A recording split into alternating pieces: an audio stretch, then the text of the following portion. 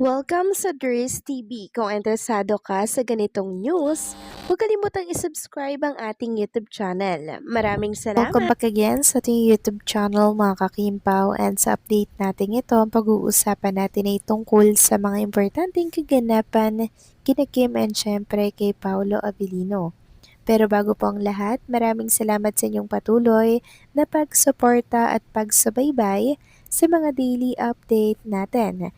Kaya naman bilang pasasalamat, narito po ang isang napili kong komento patungkol ito sa naging previous update. Mula ito kay Ginang Annabel Domingo, sabi niya dito, ako sa akin lang ha, palagay ko civil marriage na talagang Kim Pao kasi nga ayaw na ni Paolo mawalay kay Kimi. Yung doon na lang sa France na sigurado na pinasundo talaga ni Pao si Kim sa France dahil ayaw niya nang matagal na mawalay ang Diyosawa niya sa kanya.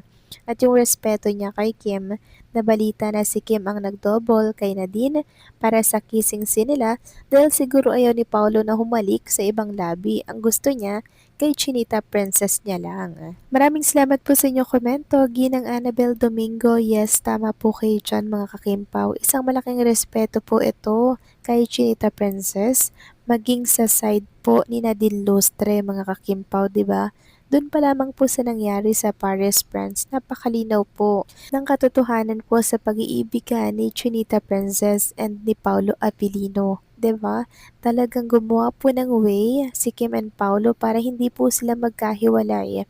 Para nang sa ganun, kahit na nag-shooting si Paolo, meron pong ganap naman si Chinita Princess. Kasi nga po hindi kayang mawalay ni Paolo Abilino ng sobrang tagal kay Chinita Princess. Kaya naman si Kim Chiu talagang tinapos niya po lahat ng kanyang mga gawain, endorsement shoot, 'di ba, TV commercial shoot, para makalayas po agad siya at makapunta dito sa lugar or sa bansa na andun po si Paolo Avellino.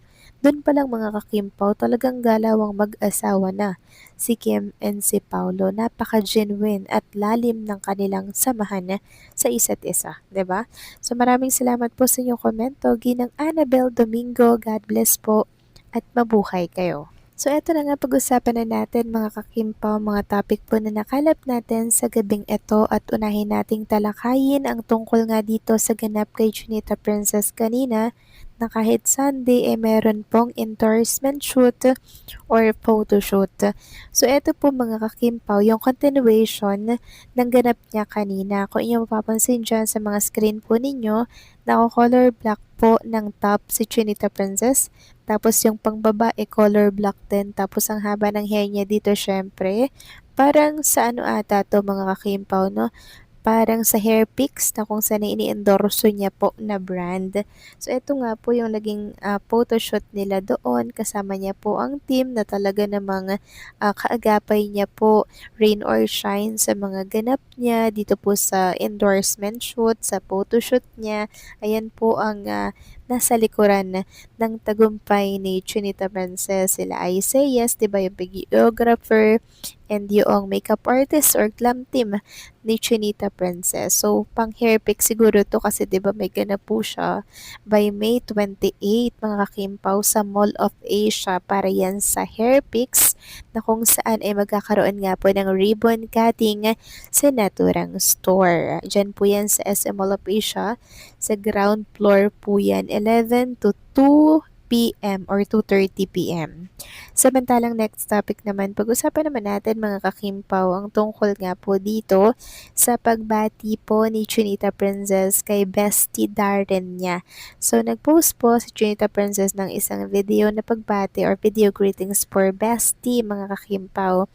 And ito ngang si Bestie parang may regalo or pasalubong lagi kay Chinita Princess. At sa regalong yan ni Bestie Darren mga kakimpaw, mangyak-ngyak si Chinita Princess dahil grabe po yung regalo po nitong si Bestie Darren. Sabi nga po ni Bestie Darren, ang OA daw ni Chinita Princess kasi mangyak-ngyak pa nga daw po, 'di ba?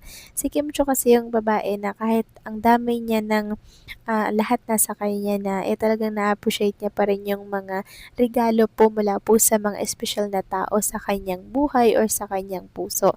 Sabi nga niya dito, lagi akong may pasalubong. Wala siyang magawa dahil nanghihingi ako. Thanks always, bestie. Happy birthday. Stay the best ever. Sobrang kulit nila mga kakimpaw at ang saya nila sa video na to na may halong iyakan din dahil sa pagka-touch ni Chinita Princess dito po sa pasalubong ni Darren. Samantalang pag-usapan naman natin ang tungkol nga dito sa napapabalita po na pagkalasing daw ni Chinita Princess sa party ni Vesti Darren. May katotohanan nga kaya ito kasi alam naman natin si Chinita Princess hindi po yan naglalasing, 'di ba? Pero ano itong nababalitaan natin at nababasa na naglasing daw si Chinita Princess. Kaya daw po napasugod si Paolo Avellino dito po sa party. Sabi po dito ng isang netizen sa isang community po ng Kim Pao fan page or community ng Kim Pao. Sabi dito, chika-chika, ang sabi, may naano daw sa birthday ni Bestie at may nagsundo.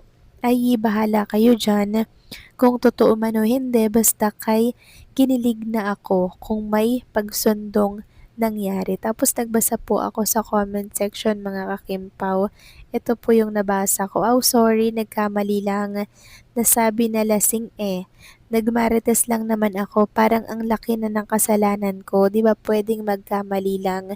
So pinalitan niya po mga kakimpaw yung kanyang pinost kasi parang ang sabi niya ata nalasing ata si Chinita Princess doon nga po sa party na Vesti Darren kaya daw napasugod si Paolo. Samantalang sabi naman ng isa, si Habi talagang unang tatawagan ng grupo pag ganyan ang situation kasi malaki ang tiwala nila kay Paulo. So, totoo kaya na naglasing si Chinita Princess kagabi? Dito po sa party ni Vesti Darren, parang wala kasi akong nababalitaan or nakikita na lasing moment ni Chinita Princess. Siguro nakashot lang ng onte, medyo nahilo, 'di ba?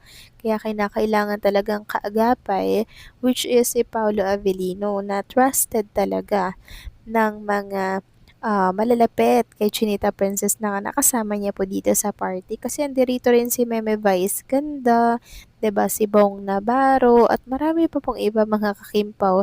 Kaya talagang pag nagkakulitan at saka nagkaalukan po ng shot ka muna, tuloy-tuloy na yan mga kakimpaw. Ganyan po kasi kakulit at kasaya sa party nitong si Vesti Darren. Kaya mapapashot ka talaga mga kakimpaw. And si Chinita Princess naman, since hindi po siya mahilig mag-inom, madali po yung tamaan pag ganyan mga kakimpaw. Madali po yung malasing dahil nga po siya ay hindi mahilig mag-inom. Kung baga talagang malakas ang tama sa kanya mga kakimpaw pag siya po ay nakakashot. Kaya marahil may mga bali-balitang lumalabas ngayon na napasugod nga si Paulo dito po kay Chinita Princess. Syempre naman, 'di ba? Si Paulo lang talaga yung magre-rescue dyan kasi malaki po ang tiwala kay Paulo ng mga kasamahan po ni Kim dito po sa It Showtime. Kayo ba mga kakimpaw, anong masasabi ninyo dito? Please comment down below.